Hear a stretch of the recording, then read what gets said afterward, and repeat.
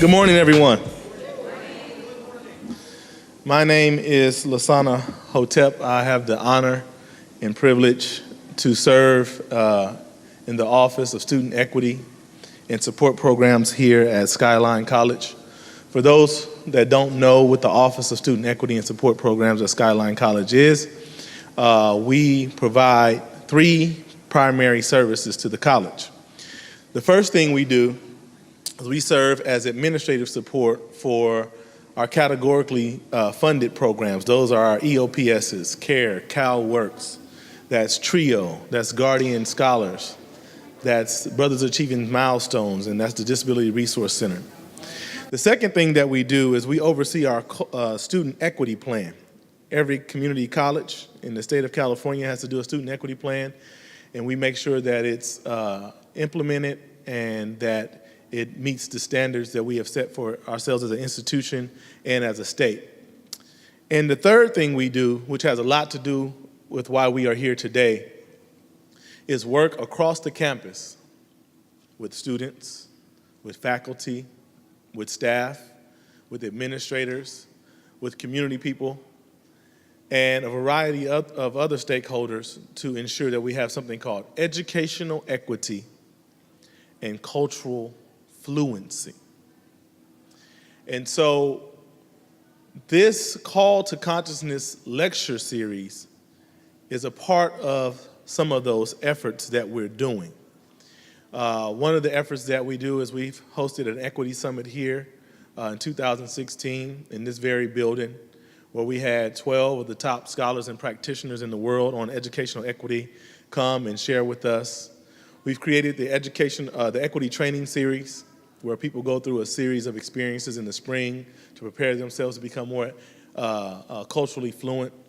We host the Beyond the Margins forums, community forums, where we have conversations that we are inviting you all to participate in on salient issues. Last one was about science, technology, engineering, and math. The next one is going to be about learning communities. So one of the questions one might ask is, why be culturally fluent, or what does it mean to be culturally fluent? And that is a legitimate question. But in the era and the time that we're in, and we're seeing a variety of conversations, monologues, because some of them are conversations, actions on national, regional, and local scales, it's become like a free-for-all.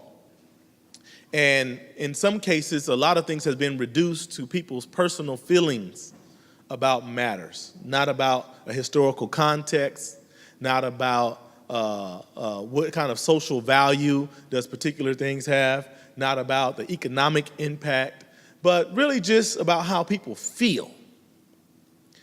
And working in areas of trying to develop cultural fluency is trying to not get rid of people just having particular feelings or sentiments about a phenomenon or situation, but to give them the tools via the vocabulary, the ideas, the frameworks, the strategies, and other things that they will need to be able to engage in this conversation, not only about cultural identity, but about identity of what it means to be a human being with other human beings that may be different from you. And that is not something that just happens. That is not something that you just take for granted. Now, a lot of us do that. A lot of us do that. A lot of us say, hey, I was born here, I got a family that's very diverse, or I have friends that's diverse, or I see diverse people on TVs and movies, whatever we qualify our diversity by. And so I don't need that. I don't need any training. I don't need to come to talks. I don't need to have that kind of conversation in the classroom. I don't need to have this conversation in social media. But I would tend to say that that is a very problematic position to take, because you never hear anyone say, you know what, I've had teeth all my life. As a matter of fact, This is my second set of teeth I'm on. I had baby teeth before that. So why do I need a dentist to come and look at my teeth and tell me what to do with my teeth? I've been had these teeth in my mouth. I know all there is to know about my teeth. But we only do that with certain subject matters. Other things we say, you know what, there are experts in these areas that we need to go to. And don't worry about the noise, classrooms are coming in. There are experts that we can go to for a myriad of subjects and things. But when it comes to things that have this kind of social value, we tend to all deem ourselves experts. So in wake of the kind of situations that we find ourselves in contemporary times, from going to Colin Kaepernick here in our local community, taking a knee to represent a disdain for what he considers police committing extrajudicial killings without consequence, to last week, I'll call it the All Knees Matter exhibition, where everybody was taking a knee. Don't nobody know why people were taking knees. And some people were taking 2, 3, 4, 5, 6 knees. It was just a knee-a-thon. And the reason why you can go from a Black Lives Matter symbolic gesture to a All Lives Matter knee-a-thon is because people, without the tools, without the ability to assess cultural competency, without the ability to have the historical and social context of what's happening, it's easy to conflate things. It's easy to confuse things. It's easy to co-opt things. And so what we want to do as communities is to not only engage in these kinds of activities, these lectures, where we're so grateful that our partners and faculty are bringing classes in, and also the faculty are sending people here for extra credit, because I know that's a big incentive for a lot of you all to be here. But it's to have opportunities where you take it beyond social media, where you take it beyond your individual family or friend circle, and you try to get in front of people who have some kind of background and expertise so that you can be able to have more harmonious human relationships. And thank you very much.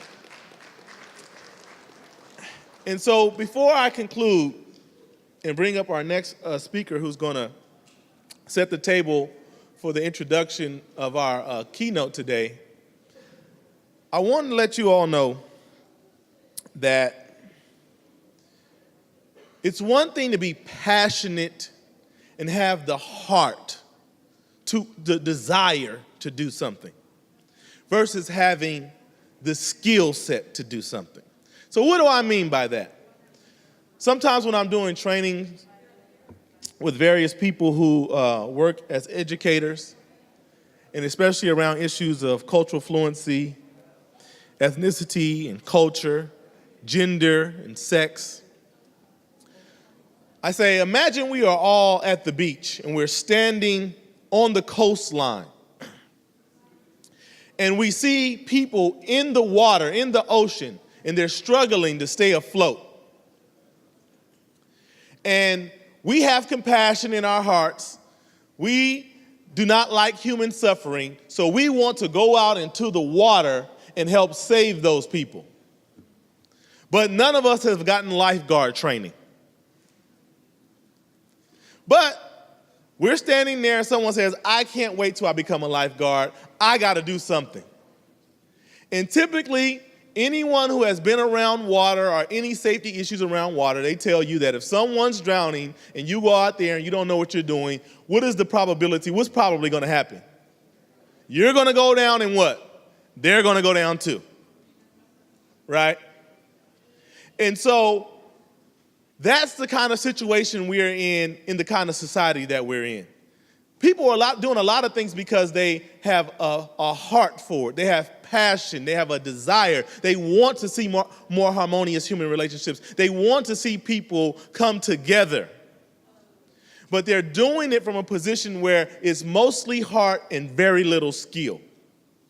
And as I tell people all the time, the work that we're doing around bringing communities together in conversations, dialogue, and work around issues of race and culture, it is not rocket science.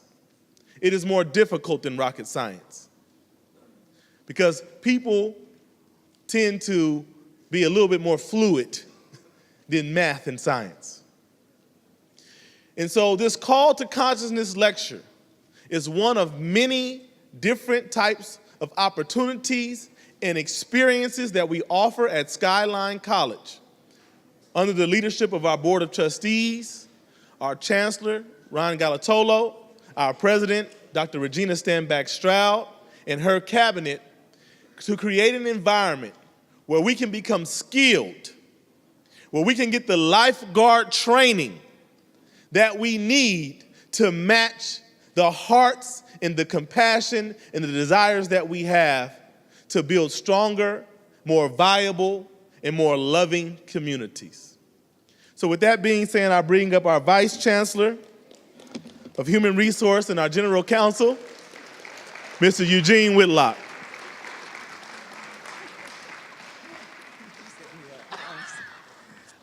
Thank you, everyone. Lasana Dean Hotep is a very tough act to follow.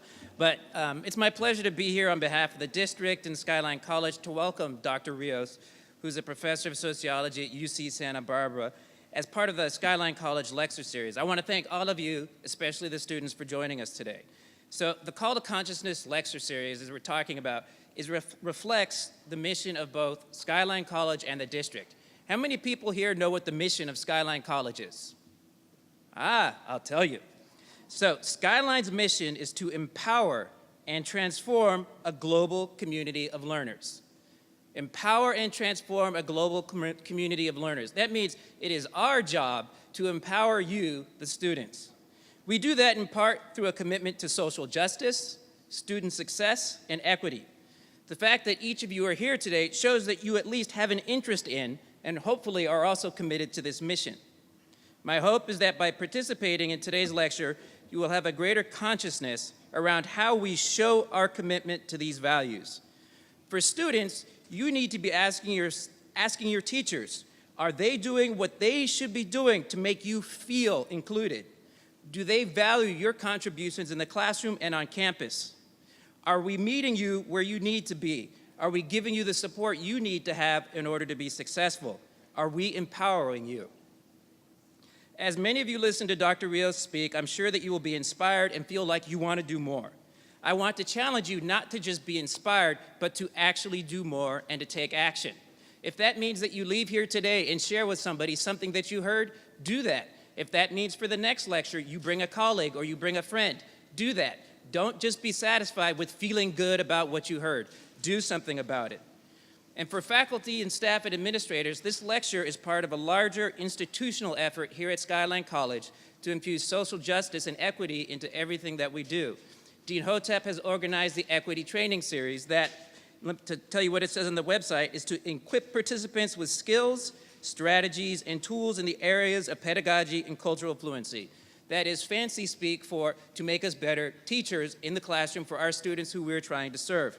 If we could get all of our administrators, faculty, and staff to participate in that training, I think we would be much better able to serve our students. So for you, students, ask your teacher, ask the staff people, have you done the training? If they haven't done the training, ask them why not. It's up to us to serve you to the best of our ability. And so with that, I want to introduce Kirsten Arsando, the Commissioner of Activities for the Associated Students of Skyline College, who will introduce Dr. Rios.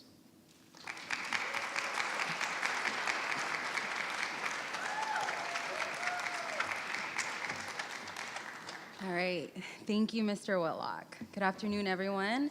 I'm Kristen Arsando, and I'm really, really happy to be here to represent the Associated Students of Skyline College. And I hope you all are as excited as I am to listen to our very special guest speaker, Dr. Victor Rios.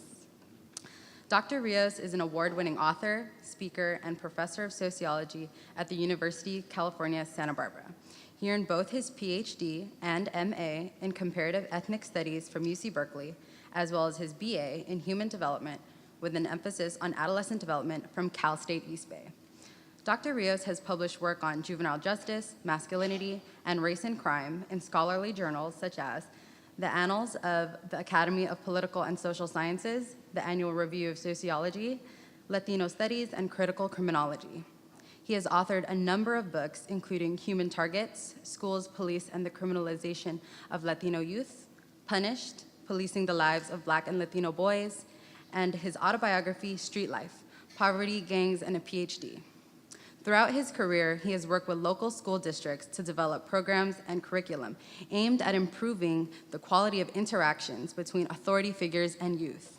Using his personal experience of living on the streets, dropping out of school, and being incarcerated as a juvenile, along with his research findings, he has developed interventions for marginalized students directed to promote personal transformation and civic engagement.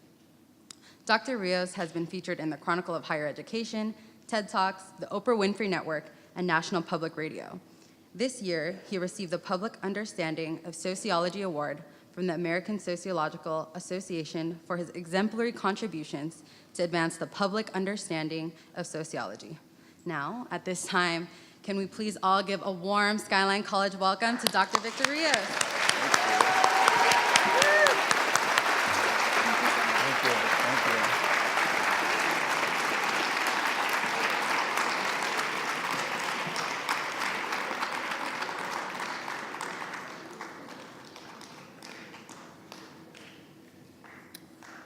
Well, thank you. I'm very honored to be here. It's a very special place. The Bay Area is home to me. I don't get to come home often. Just got back from Texas. I was in San Antonio yesterday, and then I'm heading back to Southern California. But this is always home for me, so it's really special to come here and to meet amazing students and colleagues. So today what I want to talk about is how do we best support young people who have been left behind in our society. Some of you might know these young people as being at risk. Some of you might know these young people as being gang members. Some of you might know them as being delinquents, criminals, people that society has already turned their back on. Those are the young people I work with. I follow them for years at a time. I watch them grow up. Go in and out of the system, get pushed out of school, and I watch them figure out their lives. Sometimes they do well, sometimes they don't do so well. But before I continue, I just want to show you a short little video clip that'll tell you a little bit more about myself. Now, another in our series on the nation's high school dropout crisis. Tonight, one man's journey from gang member and dropout to professor, and his efforts to keep other young men from making his mistakes. Ray Suarez has our American graduate story. My name is Victor Rios. In 1994, this was me. I was introduced to the nation in a Frontline documentary. I was a gang member, a juvenile delinquent, and a high school dropout.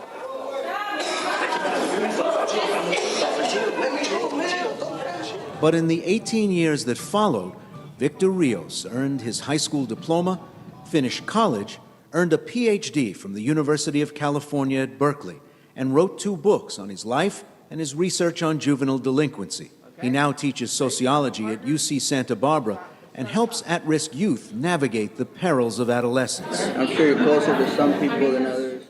Rios is also a family man with a wife, Rebecca, and 3 children. Life is constantly busy. To be this far into the future, I feel like I've lived 2 lifetimes. 2 lifetimes. That's something that I would like for you to think about. Giving people an opportunity to have a second chance at life. You see, my story of second chances begins when I'm this little. I was born in Mexico, and my father, he abandoned me before I was even born. And my mom was broke and struggled to just put food on the table.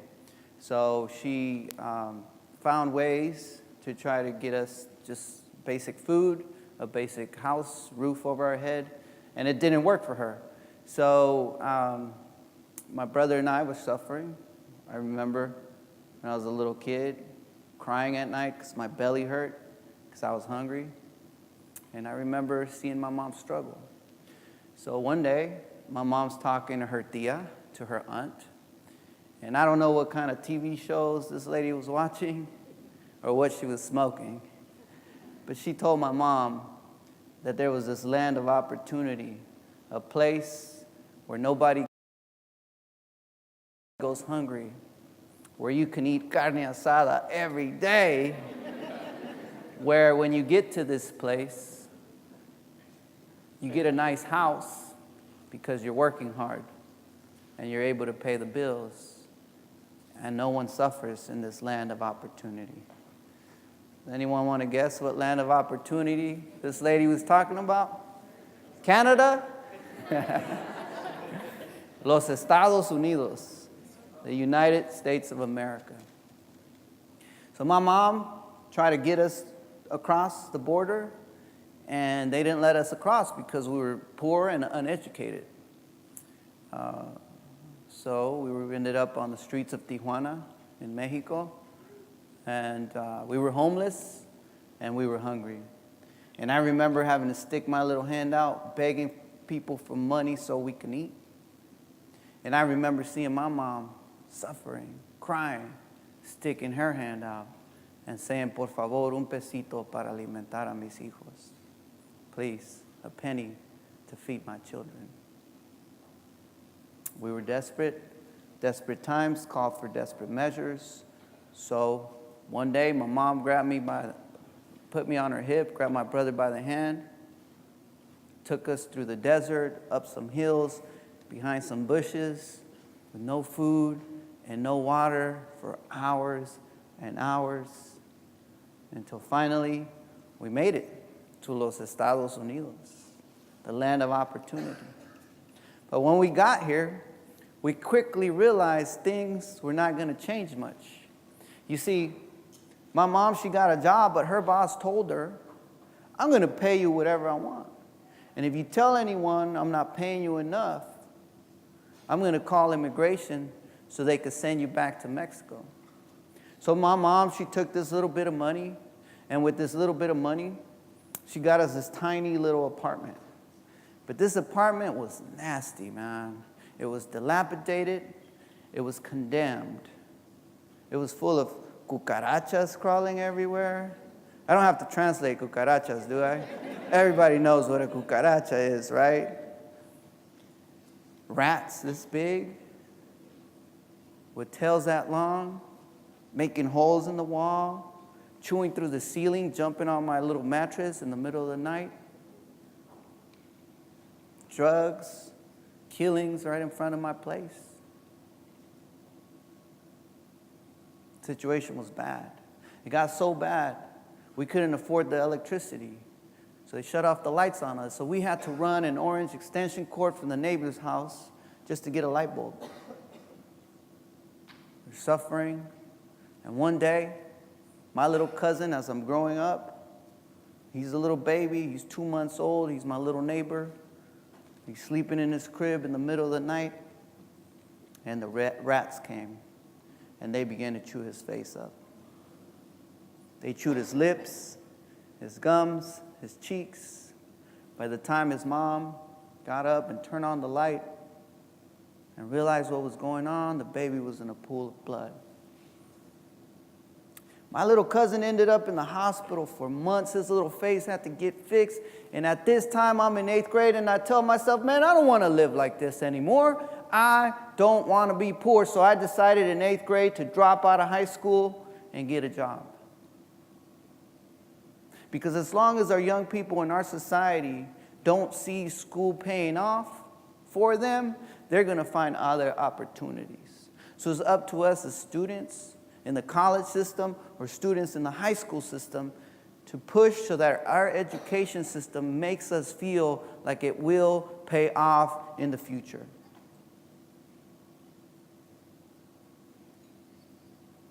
So one day, instead of walking to school this way, I'll walk this way to the gardener's house, the landscaper.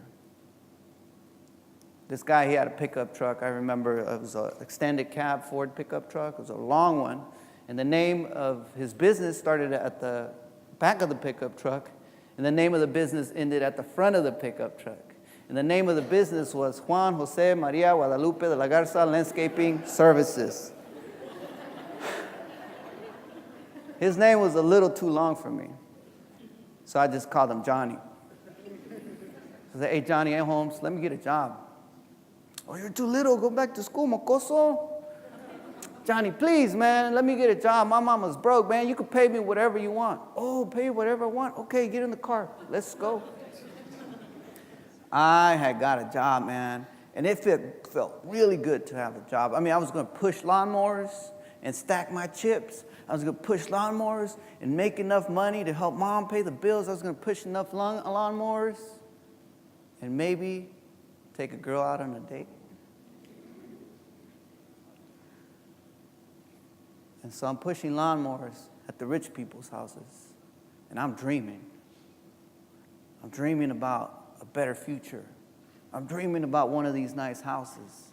I'm dreaming about working hard and making money and supporting my family. You see, young people, everyone's a dreamer.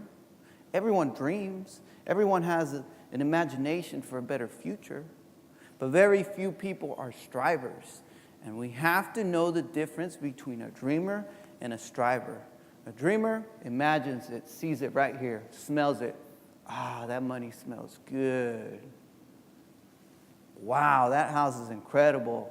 Wow, that car is beautiful. I'm going to ride in that vehicle one day. That's a dreamer. A striver is someone that knows the day-to-day steps that it takes to make it to the next level in society. So what's the day-to-day steps? How do I get from high school to college? How do I get from college to grad school? How do I get from grad school to career? What are those steps? Do we even know what grad school is? What are those programs? Is it an MA? Is it a PhD? Is it a JD? Is it an MD? Is it an MSW? MFTT? That's a striver, someone that knows what those steps are. And when you translate dreaming to striving, that's the next step to success. So I was dreaming, pushing lawnmowers, and one day, I'm at this rich lady's house. This lady had a gorgeous house. It was a 3-story house up in the Oakland Hills with a Spanish tile roof. I go to the back of the house. This lady has a giant swimming pool with a waterfall. She even had a statue of a little boy peeing in the pool. Man, I go to the front of the house. This lady rolls up in a baby blue Mercedes-Benz. She gets out of her car. She's an older lady, so she has curly white hair. Gets out of her car, and she's holding a little white dog with curly white hair. And I said to myself, man, when I grow up, I want this house, I want this swimming pool, I want that little boy peeing in the pool. I want that baby blue Mercedes-Benz, and I want that dog with the curly white hair. You guys can keep the lady. And if I work hard enough, I could get the things I want in life. If I work hard enough, I could get the things I want in life. Raise your hand if I was right. If I work hard, I get the things I want in life. All right, wow, about half of you. Someone tell me, raise your hand if I was wrong. Miss, why was I wrong? I think you're wrong because just in general, like for example, my parents, they work hard and they're still in the same spot they were 20 years ago when they got. Pause. Wow. She says, I think you're wrong because my parents, what's your name, young lady? Elena Cabrera. Let's all say it. Elena Cabrera. Elena Cabrera, what do you do in life? Me? Yeah, you. I learned. You learn. Whoa, that's deep. Hey, you all need to learn from Elena. If someone says, what do you do in life? You say, I learn. What else do you do in life? Where at? Here at Skyline At Skyline. How long you been here? for like 6 months. 6 months. You're a recent high school graduate? Yes, I am. Class of? 2017. Represent. Class of? 2017. Ooh. Look, see, seniors? Look, the minute you graduate, you become even smarter. So you're almost there. Wow, she learns. Okay, so she learns. You know what she said to me? She said, "You're not necessarily right, Dr. Rios, because my parents, they work hard. And they're still in the same place they were 20 years ago." That's deep. That is deep. Len, I got a free book for you. Because you were brave to raise your hand and you broke it down. So remind me, I said that. Sometimes I forget. I'll tell someone in the audience, I got a free book. And then later on, they're hitting me up and I'm driving off to the airport. So don't let me leave without giving you a free book, okay? What if you forget? I won't. I'll give it to you now. How about that? All right. Let's clap it up for Elena.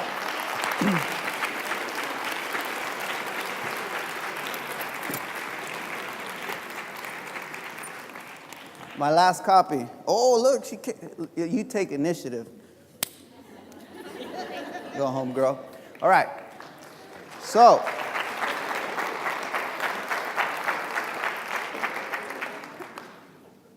in this, see, what happens, many of us come from working class communities. One thing that no one can ever take away from us is that we have a hard work ethic. No one can take that away from us. No one. But sometimes we need to learn to translate the hard work ethic into a smart work ethic. So in this world, it's not just about working hard, it's also about working smart. And that's when you translate, oh, okay, I got to hustle in the community, in the streets, at work.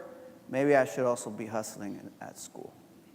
And that hustle becomes an educational hustle. Once you make that transition and translation, you realize you're on your way to success. So I was wrong as an 8th grader, right?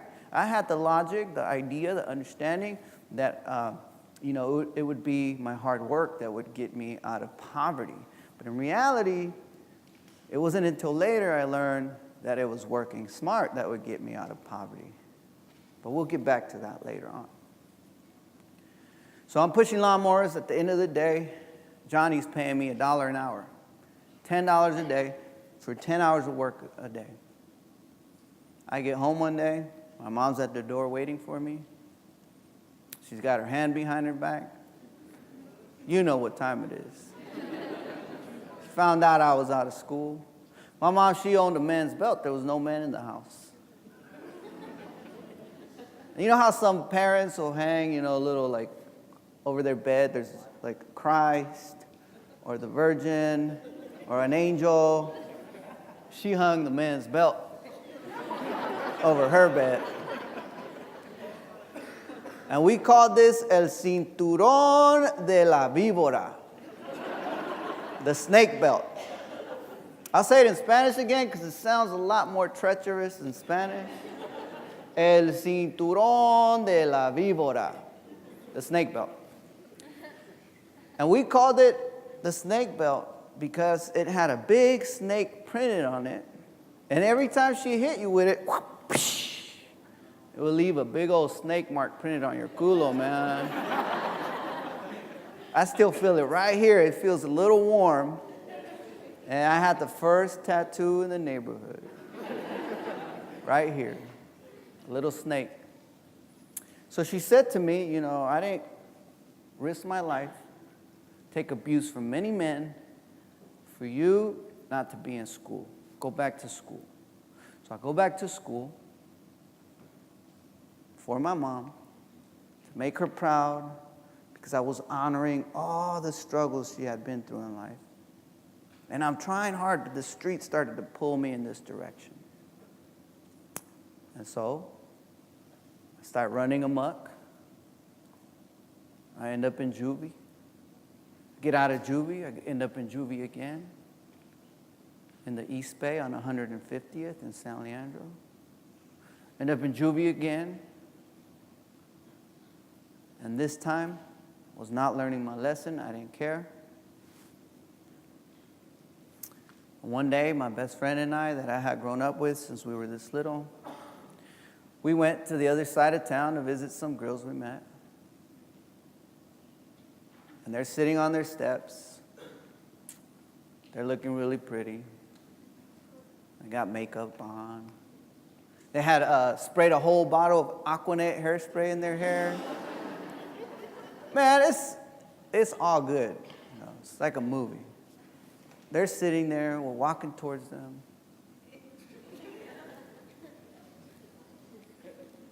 I turn and tell my homeboy, hey, I bet you $5 I get the first kiss. He says, all right, I got 5 on it. All of a sudden, we turn this way, a big group of our enemies are walking towards us. My friend, he says, hey, we better go, we're gonna get beat up. I said, nah, we can't leave, because if we leave, they're gonna say we're cowards. We gotta stay here and throw down. The guys come up to us, fists are flying everywhere. I fell down, I got back up, tried to be tough, fists are flying everywhere. I fell down again, I didn't wanna get back up, and that's when it happened. They pulled out a gun. I started running. My friend started running. I heard the gunshots, boom, boom, boom, boom, boom. I hid between 2 cars. I turned that way, and those guys are running away. I'm looking for my friend, and I don't see him. I turn around the car, and I see his feet.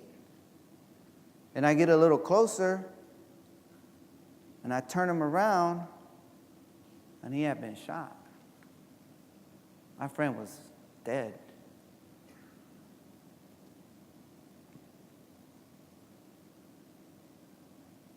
"15-year-old kid. I didn't know who to turn to. I don't know where to go. My friends, they wanted to shoot up the neighborhood that did this. Law enforcement, they had already criminalized me since I was very little. We'll talk about that later, too. So they thought I was a criminal. They weren't going to help me. My mom, she was too busy trying to make a living, and she had her own issues. So I went to the one place where someone had told me she would be there for me. I went to school to find my teacher. The only teacher that had told me, when you're ready, I'll be here for you. I get to school. I hadn't been there in a couple months. Walking down the hallway, my teacher comes out. She says, Victor, are you okay? I heard what happened. I'm like, trying to be a tough guy. I'm like, yeah, I'm all right. She taps me on the shoulder. She says, I know you're not okay. And right when this lady tapped me on the shoulder, all my pain, all my fear, all my anger began to grow, and I began to cry like a little kid, man, in front of the whole school. There goes my reputation. Crying in front of the school? What kind of tough guy are you? And I'm seeing my tears rolling and hitting the floor. And all I want to do is melt away with my tears and roll into the gutter and disappear from planet Earth. And you know what this teacher did? She opened up her arms, she gave me a hug. She said, Victor, if you're ready to change your life around, I'll be here for you. But you have to do the work. But you have to do the work. It echoed, but you have to do the work. You see, young people, when you're ready to get yourself prepared for a career where you'll be able to support yourself, your family, and even your community, when you're ready to get yourself in a scholarly trajectory, to get advanced degrees in life, the programs you're in, like the program that brought some of you today, like the programs that are here at this wonderful college, they will be here for you, but you have to do the work. So I thought about it for a while, went back to school. Miss Russ was my teacher. I said, Miss Russ, I'm ready. She said, okay, I want you to come to zero period at 6 a.m. to make up for credits. I want you to come to lunchtime extra credit, and I want you to go to night school. I said, Miss Russ, I told you I wanted to change, not become a nerd. She said, that's what it's going to take if you want to graduate on time and with your class. So I worked hard with Miss Russ, little by little, started to do better, catch up on my credits, and I'm proud to tell you that I ended up graduating from high school on time and with my class.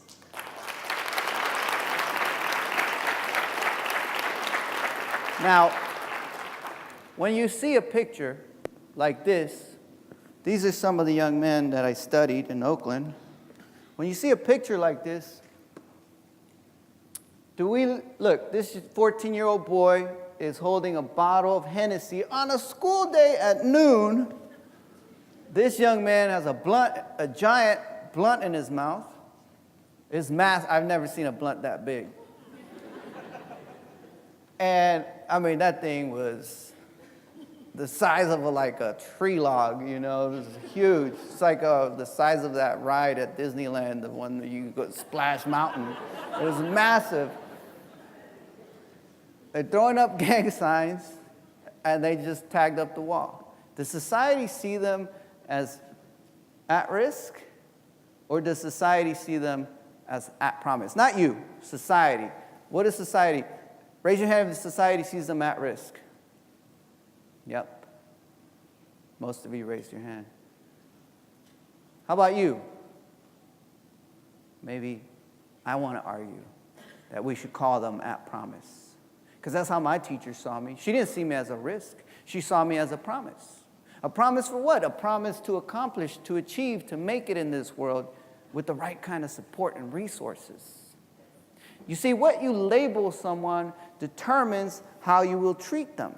So if you label me a risk, how are you going to treat me? As a risk. And what do we do? You've been learning about this in some of your classes. What do we do with risk in our society?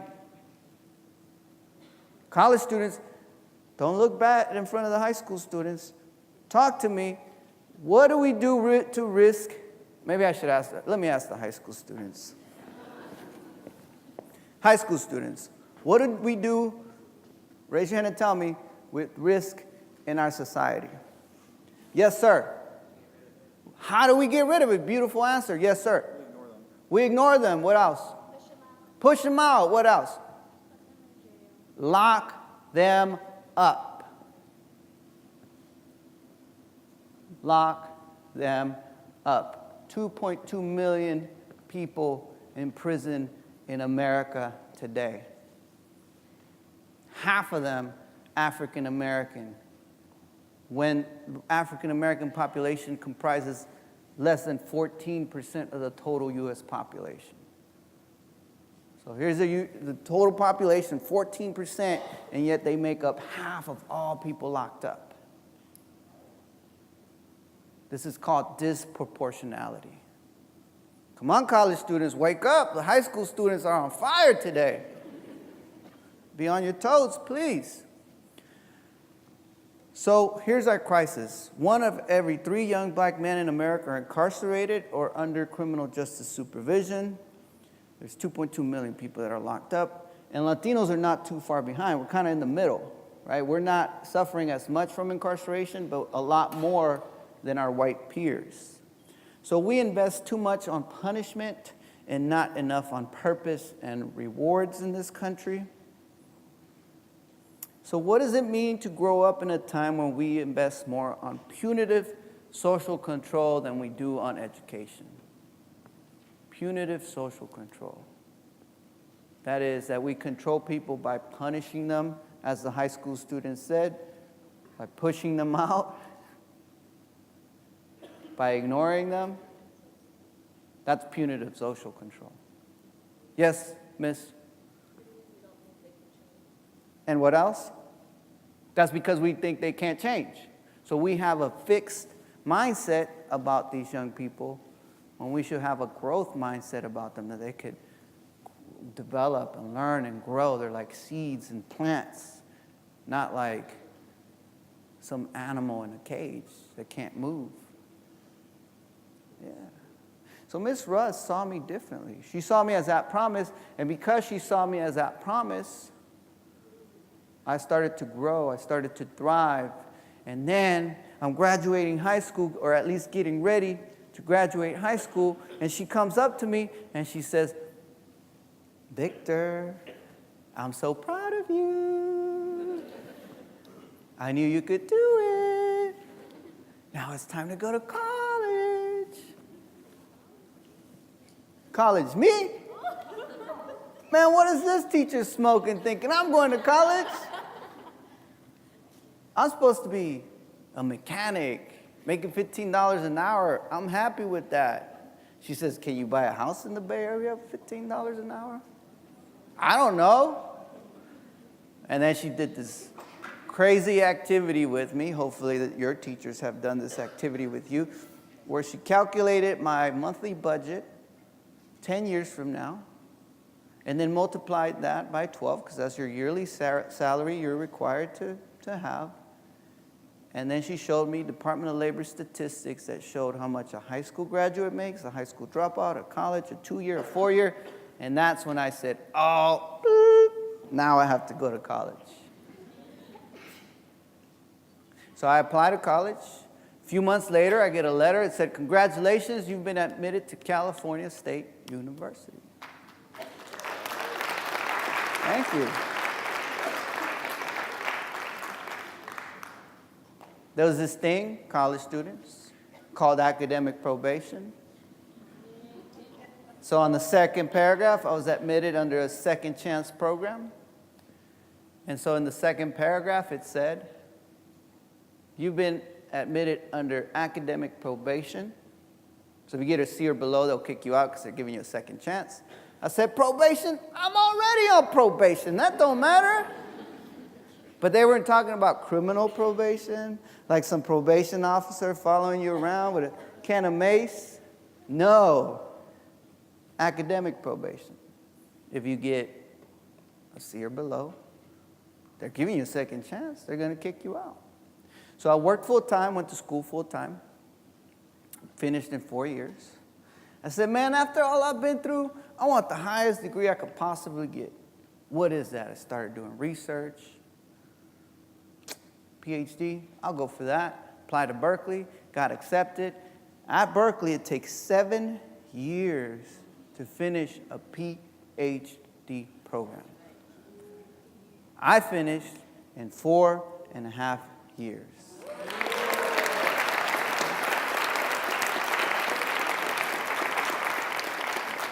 In the year 2005, I became Dr. Victor Rios.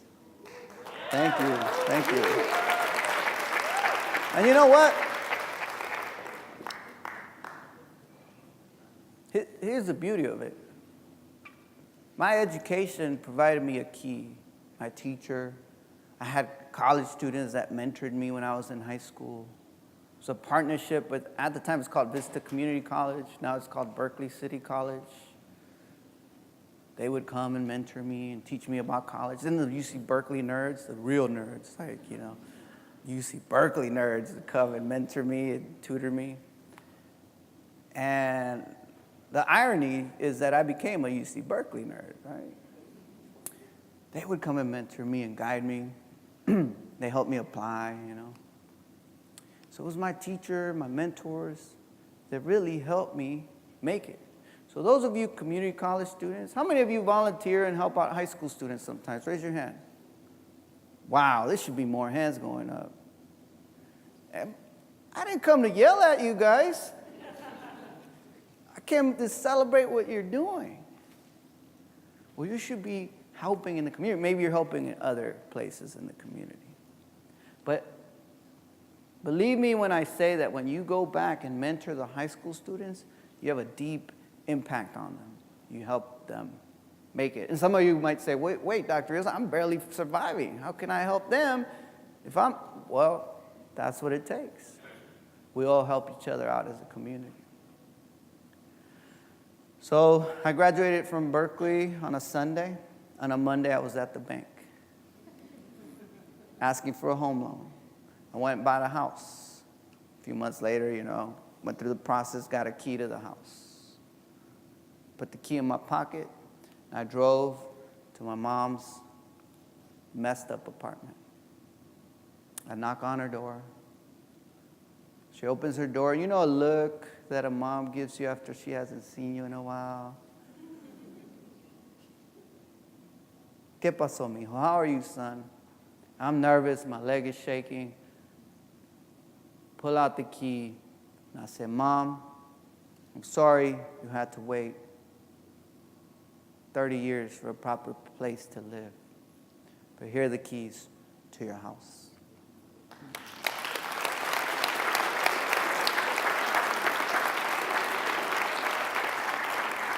You see, young people, your education you're getting now is not about some teacher telling you, college is good for you. Your education you're getting now is about you helping yourself, your family, and your community. I can't promise you you'll be rich if you go to college, but I can promise you one thing. You'll be better off if you go to college than if you had not gone to college. You'll be better off if you transfer and get your BA and then some master's degrees or beyond than if you had not done it. The statistics are the proof.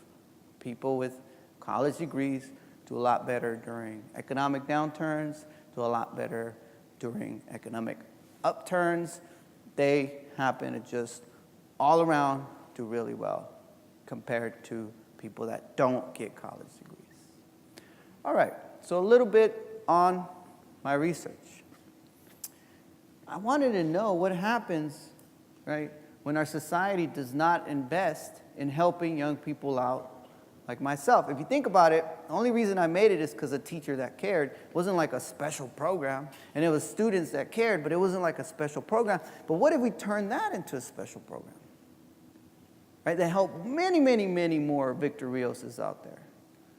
We had a whole generation of superstars, but we don't have that generation yet because our society has chosen not to invest in our education system. So here's another example of a young man that went in the other direction. His name's Tyrell. And I followed him for 3 years. In 5th grade, he was harassed by police for being too tall. He said, Officer, I'm only in 5th grade. Why are you messing with me? He said, you look too tall to be in 5th grade. You look like a drug dealer. Let me search you. In 6th grade, his teacher scared of him and calls the police. In 8th grade, he decides to sell drugs and he's arrested. His mother is kicked out of public housing and unfortunately tries to hustle out there on the streets and becomes addicted to drugs. And when I was with him, 21 times he was stopped. Then I asked him, can you keep track of when I'm not around? He laughed at me. He's like, I'm not going to do that. You going to pay me? I'm like, I'm broke. I was in college at the time. He said, I'm broke, I can't pay you. He goes, then I'm not going to do it because it's a full-time job keeping track of how many times the police be stopping me. So, in our society, there's a systematic stripping of dignity.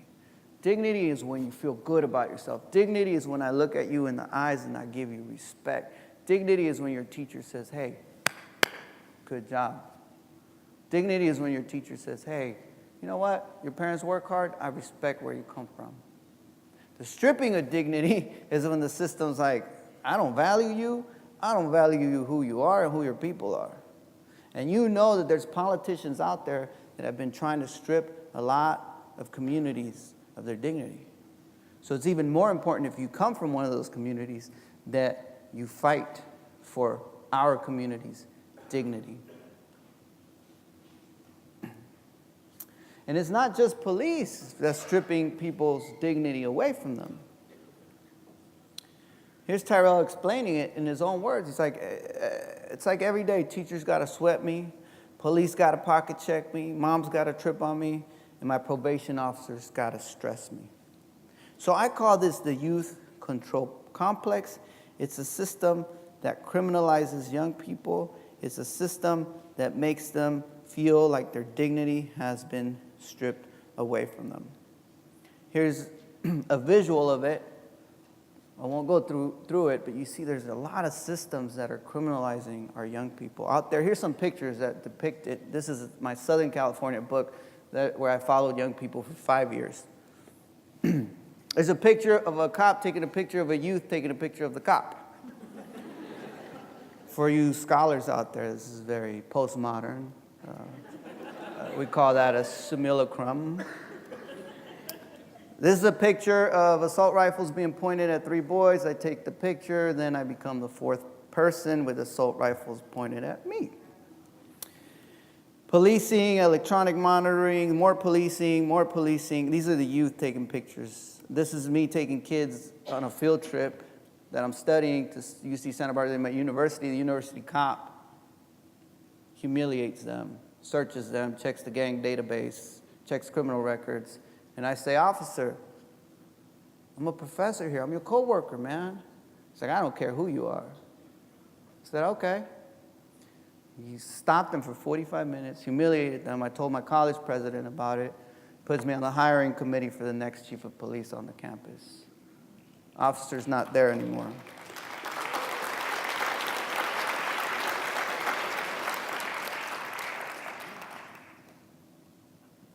You want to change things? Go get power. You want to get power? Get yourself an education. You think if I was some clown complaining about police harassment, the president of a college would be like, oh yeah, you get to choose who the next chief of police is. They'll laugh at me. You want to change things? Get yourself some power. Here's me with a few youngsters. Anyone guess what we're drinking? Arizona iced tea. Man, we got some work to do. An officer shows up, gang task force, pulls one of the boys aside. I said, officer, what happened? He said, oh, it looks like you guys are drinking alcohol in public. So we're striving for dignity. We're fighting. This is the #1 issue in our society, that some communities have to fight for their dignity, whether it's immigrant communities, Mexican-American communities, African-American communities, poor white communities in Appalachia, whether it's women whose rights are being stripped away right in front of us. In the 21st century, when women are supposed to be equal and free, do you know that women still make 77 cents for every dollar a man makes? Do you know how much that is per year on average? If you take all the salaries in America per year. That's enough for a car payment on a Range Rover and on a Mercedes E350. That's how much more a man makes over a woman in America. And we say there's equality? Come on now. All right, so let me begin to conclude here. There's ways in which young people are fighting for their rights. I'll show you my work in Ferguson with these young people that started to protest police brutality because a young black man was killed in Ferguson, Missouri a few years ago. So I went there with a team to figure out, well, what makes these young people, what makes them survive, what makes them become activists, what makes them become social movement actors. And here's one of them talking. How would you explain what's happening here in this community from the very beginning? Well, I would start off by saying that it came like a thief in the night. It really did. Like, the knowing that a young man that was going to go to college and in less than 2 days, and finna possibly be someone great, knowing that he finished school, he being a young black male in the poverty-stricken community where the graduation rate is not that high. for him to make it that far to pass that line, to be almost that close to the door, make it to us, basically, because I heard about shootings in Oakland, shootings in California from police brutality, and Has there been a change in your perception of yourself? it really has. What has it been? It's the fact that I have a voice. Because to be honest, I got a brother, Jelon Green, that stays in Atlanta. He came down here and I was marching with me like, well, you out here marching? I'm like, yeah, I'm out here marching. We protest, because that's all I felt I was doing. Like, I'm marching, I'm just protesting, you know? And he was like, man, you know what's going on? I'm like, what you mean? Like, do you know what's happening? I'm like, yeah, we protest. We standing against the police. He like, no, man, you this is a civil rights movement. I'm like, oh, like, you know, like Dr. King, Malcolm X. I'm like, yeah. And I started crying, thinking about, like, oh, for real? This is happening? I didn't really realize what was going on until he kind of really gave me the insight, because he's much older. Like, this insight on what was going on. The next day I came out, it was a whole different ballgame. I mean, people know, man, this is a civil rights movement. We stand up for our laws. We stand up for our rights. We do what we need. We do what we do for us, for each other. We stand, just believe in what you believe in, and you believe in changing the system and changing the things that's not right in your community. You doing the right thing. This is a movement. And it was like, I was so excited. I'm talking about enlightened like crazy, like, because all I was thinking about was Malcolm X, Martin Luther King, and all the great leaders that was out there doing what we doing now. So my point is that this young man went from, according to him, doing not much on the street corner to becoming an activist and not realizing he was the next generation of the Martin Luther Kings and the Malcolm X's.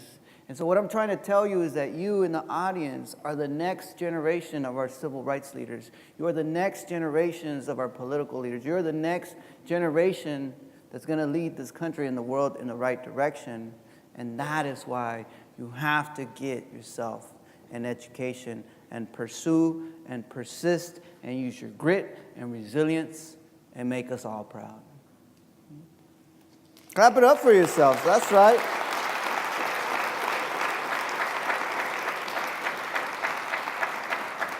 So here are some solutions I'll leave you with. We have to invest financially and empathically in the lives of young people who are placed at risk, or who I call at promise. We have to enhance young people's dignity. You want young people to stop committing crime, or stop being delinquent, or stop misbehaving at school? You measure one thing. You ask yourself one question as an institution, whether it's here at the community college or at public schools. You say, how is the dignity of our students who are most marginalized, how is their dignity doing? When you start to measure how that dignity is doing, and what we're doing to improve their dignity, you start changing the system. So dignity is so important. And then we have to create a continuum of care across institutional settings. Law enforcement officers should be trained in this dignity enhancement approach. Teachers should be trained in this. Community college faculty, I was just at Napa Valley Community College training the faculty on dignity enhancement, right? All of us have to do our part, because if we don't do our part to create a system of support, we'll continue supporting the system of systematic stripping of dignity and the system of criminalization we currently have for some of the most vulnerable young people in our society. So I'll leave you with this. To find true justice, we must create a new world. To create that new world, we must create a new people. To create a new people, we have to change the way we treat each other, the way we label each other, and the way we interact with one another. This is a human practice of dignity and care. We have to lead by example, creating micro-societies in which the powers that be have no choice but to utilize them as examples. Only then can a new people create a new world order, one where human dignity comes first, before profit, before power, before personal gain. In this new order, greed, oppression, and the various isms are put in their place. This new way of human justice and human being is dignity in everyday practice. Thank you very much for your time. Thank you. Thank you. Thank you, guys. Come on now, give it up for Victor Rios.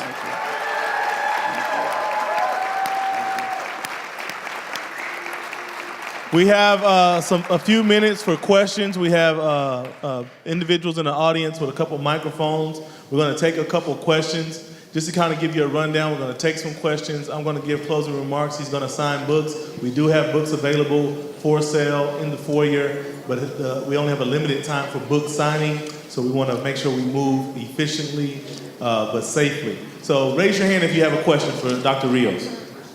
We'll get a mic to you. Not all at once.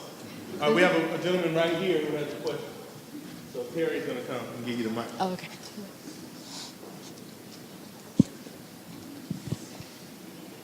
Okay, Victor, my name's Arnaldo You have to Alvarez. speak up. My name's Arnaldo Alvarez, and talking about your best friend being murdered in front of you. Would you say that was like your switching point that would made you wanting to change your lifestyle? Yeah, that was one of them for sure. Yeah. That was when I hit rock bottom, and all human beings that are caught up in a web of negativity, there's a moment where they hit rock bottom, and for me, that was one of those moments.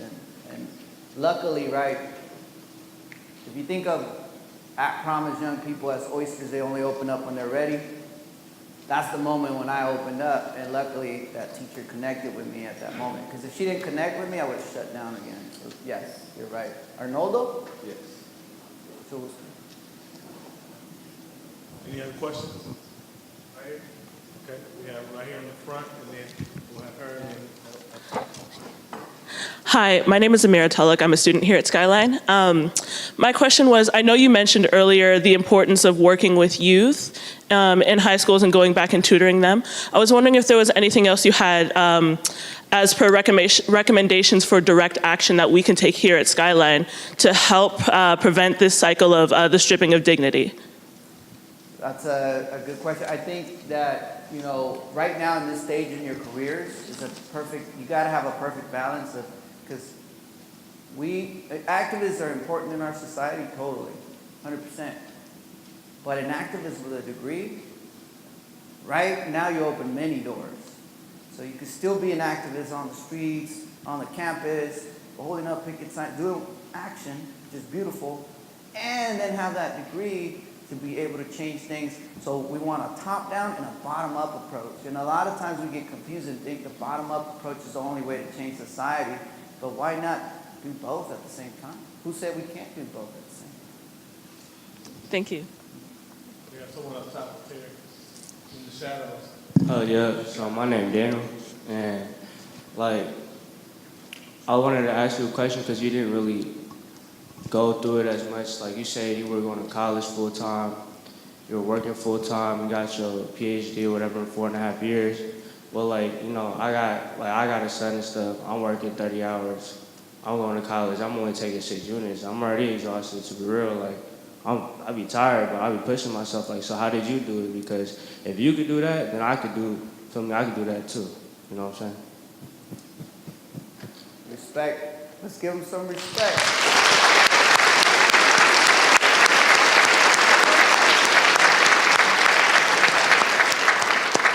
It's motivation, you know, like find what gives you the strength. There was nights, I have 16-year-old twin daughters, beautiful girls. They look just like their daddy. Hey, I saw you looking at me like that. Don't look at me like that, man. I saw you. The minute I said they're 16, your eyes peeled open like, what? Come on now, man. Have some respect. But when they were babies, man, I'm not kidding. I would come home from school, and I would study. So I'd go to my class, like, let's say it was 12 to 2, and I was full-time with them. So I would drop them off, trade them off with another student that had kids, and we'd do baby swap. And then I would watch their kid. Anyway, the long story is this. Then my wife would come from working full-time. We'd say hello. I would leave to campus to go study all night till 4 in the morning, come home, she'd wake up at 6. I wake up at 6 because the babies were up. I'd be sleeping 2 hours for like 3-4 years. I mean, not every night, but a lot of nights. So what I'm trying to tell you is that the struggle is real. I want to respect each and every one of your individual struggles, because I'm not trying to tell you, I did it, you can do it. What I'm trying to tell you is, if I did it, imagine what you can do, right? And the beauty of it is you just bounced back what you were asking, right? You said, hey, if you could do it, maybe I can. And I was an affirmation for you of what you're going through. So keep it up. That beautiful struggle is real, but one day you'll be telling your kids and grandkids about it. Like, look, this is how I struggled, but that's how I brought you up. I have one more question if you don't mind. Like, you say you was in the juvenile system a lot. I've been in the juvenile system since I was like 14, 15. I'm 18 now. I just recently did like a year, and I did like 3-4 months before that, and I've been on probation since.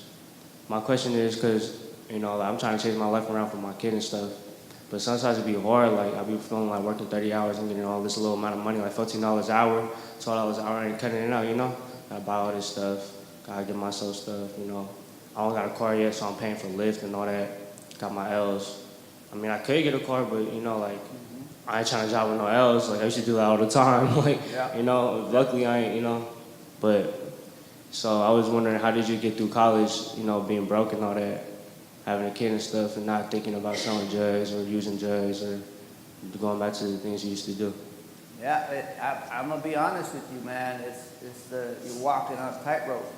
You're walking on it, and you know if you fall, you're never gonna recover, because you already had too many chances at it. And I'm gonna be honest with you, man. I just tried to keep my balance, and that's what I'm trying to tell you. Just try to maintain that balance. The fact that you're here today tells me that you are on the right side of history, that you're keeping your balance, right? Because otherwise, you wouldn't have made it here. Even if you say, oh, I'm here with the class, it don't matter. You wouldn't have come to class today. So there's something about your character and where you're at in life that's making you push forward. And I just say, you know, keep pushing forward, because that force, that baby, you know, that family is what kept me going, and it sounds like that's what's keeping you going. All right, yeah, thank you, man. Thank you, brother. We can take one more question if we have one. If not, okay, we have one. Where? All right, this is going to be our last question. What do we do when they're in the process of stripping our dignity? What would we do? That's a good question. Whenever you're feeling like someone's stripping your dignity away, right? It's a setup. It's a setup. Because what do people do when their dignity is being stripped away? They get angry. And what do you do when you get angry? You act up. You what? You act up. It's a setup, man. I'm going to come at you crazy so you can come at me crazy, but I have the power, so then get out of here. I don't want to see your face anymore. Who won? You did? No, I did. So remember, when you're playing with power, the game, teacher, police, whoever, you're playing with power, you got to be balanced, right? And know, be a step ahead of them. So they come at you crazy and you're like, oh, this is a setup. And you smile. And you think in the back of your head, I'll be back. Because this is a setup. And then there's other ways to confront them. If it's a teacher, you really calmly chill, make an appointment, go see the principal. Say, sir, Mr. Principal, it's been weeks. And that teacher told me this, and that, and I got witnesses. And I didn't want to pop off on her, so I'm here to talk to you about it. With an officer, same thing. Just kind of, okay, this is a setup. And you got to be a step ahead of them, because power is going to try to knock you out. And if you play the game and actually get played by the game, then you'll get knocked out. And that happens to a lot of our young brothers and sisters. Where it's like they react too fast. They're set up. They're in the patrol car. They're pushed out of school. They're not making it anymore. So when you're playing that game with power, you got to realize that you're the underdog, and because of that, you got to find creative ways of getting back at power. And the only way to get back at power is to gain power, right? And then use that to your advantage to help people out, to change that system. That's a beautiful question, man. That really is. Thank you. And we have another one right here, I think. One more, and then we're going to wrap. Hi, I'm Molly. I'm a student here at Skyline.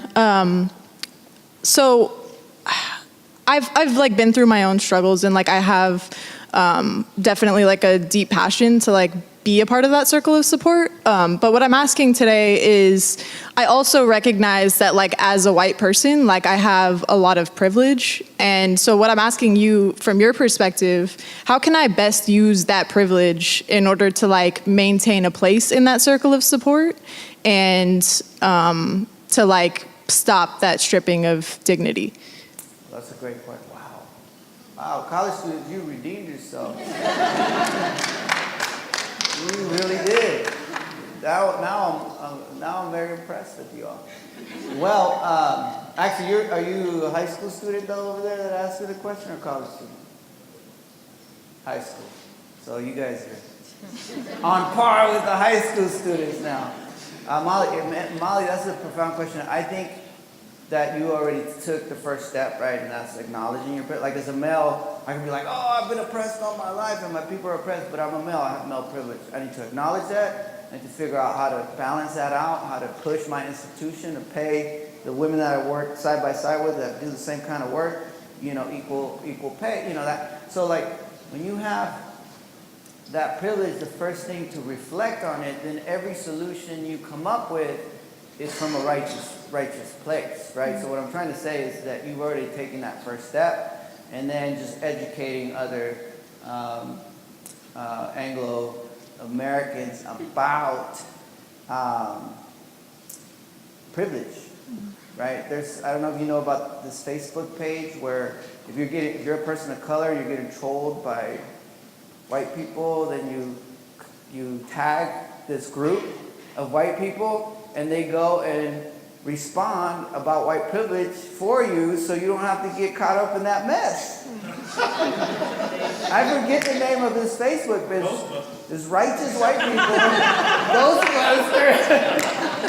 There's righteous white people that go after trolls, and they're like, you don't have to do it because we know you're stressed out having to be trolled all the time as a person of color, so we'll take care of business for you.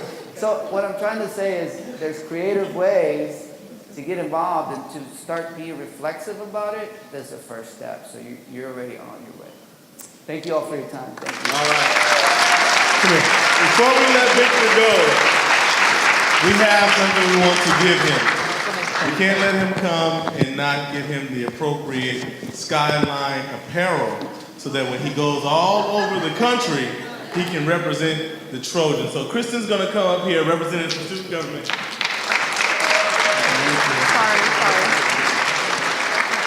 We're going to take a photo shot. Don't leave. Okay. Okay, 1, 2, right there. Perfect. Thank you. My goodie bag. Give it up for Victor Rios. So in closing, I'm going to say 3 things. This was a collaborative event.